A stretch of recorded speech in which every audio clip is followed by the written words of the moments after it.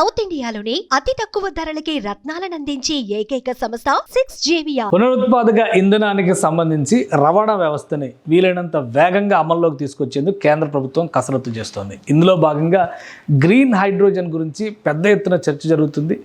ఆ క్రమంలోనే green hydrogen ట్రైన్ని నడిపేందుకు ప్రణాళికలను సిద్ధం చేసింది.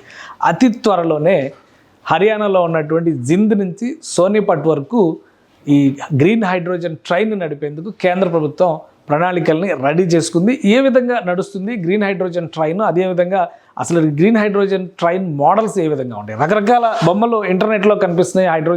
హైడ్రోజన్ ట్రైన్కి సంబంధించి దేశంలో కాదు ప్రపంచంలోనే అత్యంత శక్తివంతమైనటువంటి ఇంజిన్ని, ఎందుకంటే 1200 హార్స్ పవర్ ఉన్నటువంటి ఇంజిన్ని భారత ప్రభుత్వం, భారత రైల్వే శాఖ డెవలప్ చేస్తున్నట్టుగా కూడా ఒక సమాచారం ఉంది. ఈ క్రమంలో ఫస్ట్ ఎక్స్పెరిమెంట్, ఒక 80 కిలోమీటర్ల డిస్టెన్స్లో ఉన్నటువంటి ఫస్ట్ ఎక్స్పెరిమెంట్ చేయబోతుంది కేంద్ర ప్రభుత్వం.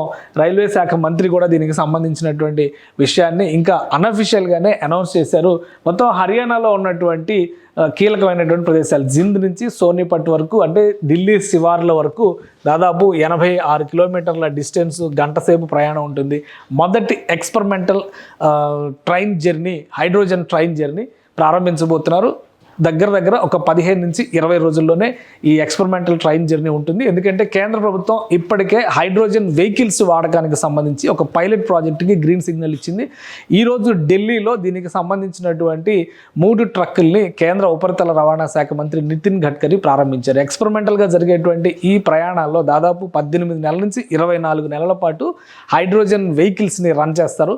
ఆ వెహికల్స్లో వచ్చేటువంటి సమస్యలు కానీ, హైడ్రోజన్ ఇంజిన్కి కానీ, హైడ్రోజన్ ఫ్యూయల్ సేకరణ విషయంలో వచ్చేటువంటి ఇబ్బందులు కానీ అధ్యయనం చేస్తారు. 37 రకాల వాహనాలకి పర్మిషన్స్ ఇచ్చింది కేంద్ర ప్రభుత్వం. ఎక్స్పెరిమెంటల్గా ఆ జర్నీ ఇప్పటికే స్టార్ట్ అయింది. దీంతో ఈ ట్రైన్ జర్నీ పైన కూడా ఫోకస్ మొదలైంది. ట్రైన్ జర్నీ అతి త్వరలోనే ప్రారంభమవుతుందనేటువంటి సంకేతాలని కేంద్ర ప్రభుత్వం ఇచ్చింది. ఈ జర్నీకి సంబంధించినటువంటి విధి విధానాలను, విశేషాలను కూడా వివిధ అంశాలకు సంబంధించినటువంటి మాధ్యమాల్లో, ట్రైన్ టెక్నాలజీకి సంబంధించినటువంటి అంశాల్లో కూడా పంచుకుంటున్నటువంటి పరిస్థితి ఉంది. ఏ విధంగా ఉండబోతుంది మన రైలు, దీనికి సంబంధించి నమో రైల్ అనేటువంటి పేరు కూడా దీనికి పెట్టారనేది ఒక ప్రధానమైనటువంటి ప్రకటన. నమో రైల్ డిజైన్ ఈ విధంగా ఉండబోతుంది. నమో గ్రీన్ రైల్ పేరుతో దీన్ని అభివృద్ధి చేశారు. 1200 హార్స్ పవర్ ఉండేటువంటి ట్రైన్ ఇది. 2 హైడ్రోజన్ హార్స్ పవర్ కార్స్ దీనికి పనిచేస్తాయి. అలానే 8 ప్యాసింజర్ కార్స్, 8 క్యారియర్ ఇవి ఉంటాయి. అలానే కెపాసిటీ విషయంలో చూస్తే కనుక 2638 మంది ఒకేసారి ప్రయాణం చేసేటువంటి అవకాశం ఉంటుంది.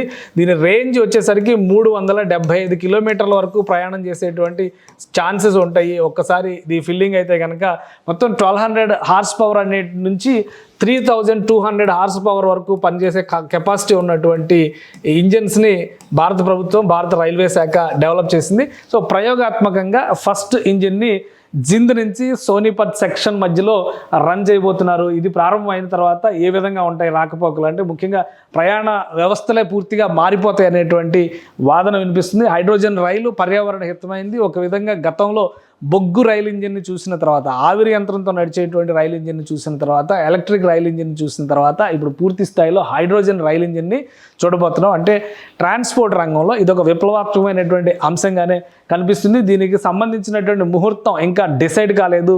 నమో గ్రీన్ రైల్ అనేటువంటి పేరుతో అయితే దీన్ని డిజైన్ చేశారు. మొత్తం బ్లూ, యాష్ కలర్ రేంజ్లో ఉండేటువంటి డిజైన్స్ ఇవి. ఈ డిజైన్స్ని కూడా టెస్టింగ్ జరిగిన తర్వాత ఇందులో ఉండేటువంటి లోటుపాట్లని రైల్వే శాఖ, రైల్వే ఇంజనీర్లు గుర్తిస్తారు. ఆ తర్వాత తీసుకోవాల్సినటువంటి మార్పులు, చేర్పులు, జాగ్రత్తలు వీటన్నిటిని కూడా చూస్తారు.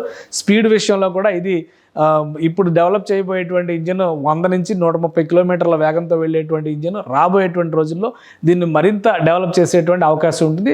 ఈ గ్రీన్ హైడ్రోజన్ ట్రైన్ కనుక మన దేశంలో ఎక్స్పెరిమెంటల్గా ప్రారంభమైతే ఈ ప్రయోగం చేసినటువంటి అతి కొద్ది దేశాల్లో భారతదేశం కూడా ఒకటిగా మారుతుంది. ఈ ఒకవైపు ట్రైన్స్కి సంబంధించినటువంటి రెవల్యూషన్, మరోవైపు వెహికల్స్కి సంబంధించినటువంటి రెవల్యూషన్ రాబోయేటువంటి 3 ఏళ్లలో, అంటే 2027 నాటికి రవాణా రంగంలో పూర్తి స్థాయిలో హైడ్రోజన్ వాహనాలని రీప్లేస్మెంట్ చేసేటువంటి ప్రణాళికని కేంద్ర ప్రభుత్వం అమలు చేసేటువంటి అవకాశం ఉంది. దశల వారీగా 2030 నాటికి ఈ సంప్రదాయేతర ఇంధన వనరులకు సంబంధించినటువంటి వాహనాలే మనకు కనిపిస్తాయి. అంటే పూర్తిగా ఫాజిల్ ఫ్యూయల్స్తో నడిచేటువంటి వాహనాలు, పెట్రోల్ డీజిల్తో నడిచేటువంటి వాహనాలు పూర్తిగా కనుమరుగయ్యేటువంటి అవకాశాలు పుష్కలంగా ఉన్నాయి.